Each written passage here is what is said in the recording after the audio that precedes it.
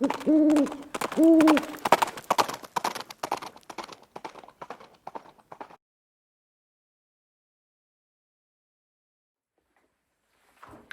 hey guys, it's Viejo here, and we're starting the fourth week of July in 2025. A typical day here on the central coast of California. A little overcast in the mornings, clears off a little before noon.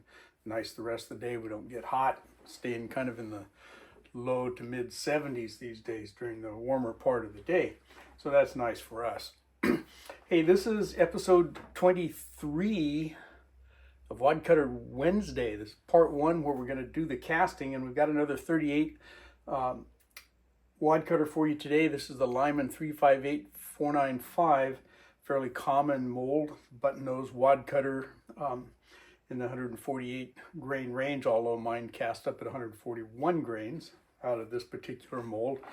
And this is a mold that I got new old stock and got it at a reasonable price, secondhand, but it had never been cast before.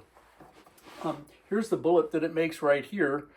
Okay, kind of a typical 38 special button nose wadcutter. All right, and we'll go ahead and get them cast up here for you today. Take a look at them, see how the casting went, and then we'll come back. So let's take a look at the mold first. We'll come in a little closer. Here's our Lyman 358495 two-cavity mold. I bought this one secondhand, but it was new old stock, so it was brand new, and this is the first time it had been cast. So we just got done casting it. Let's go ahead and take a look at that design there. So we got a button nose type 2 wadcutter, okay, 2 cavities, a nice looking mold. Obviously it was in great shape since I bought it effectively new, and we're mounted up on Lyman small handles. They make large handles for the 4 cavity molds. Okay, so there's the mold, what it looks like and so on.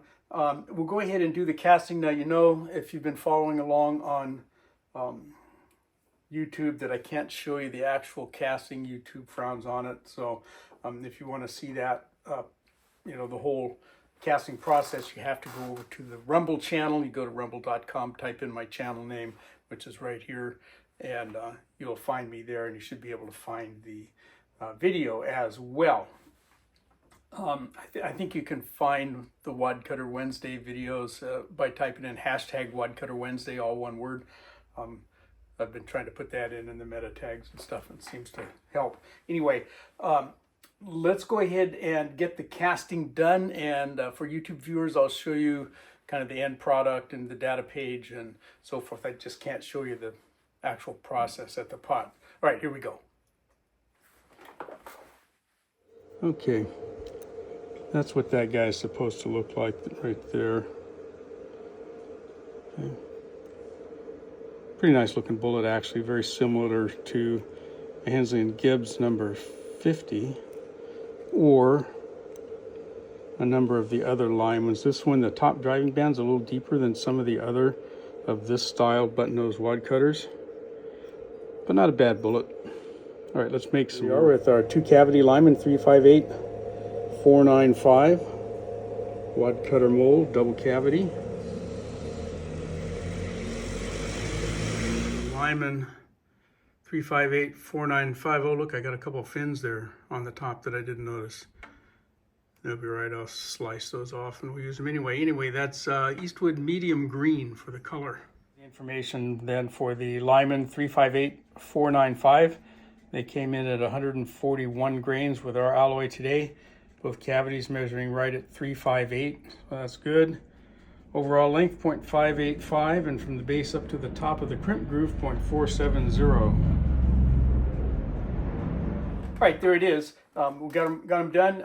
The mold ran reasonably well, and I had that one little issue where the at the casting pot there's a knob, a plastic knob on the pour spout handle, and that fell off right kind of in the middle of things.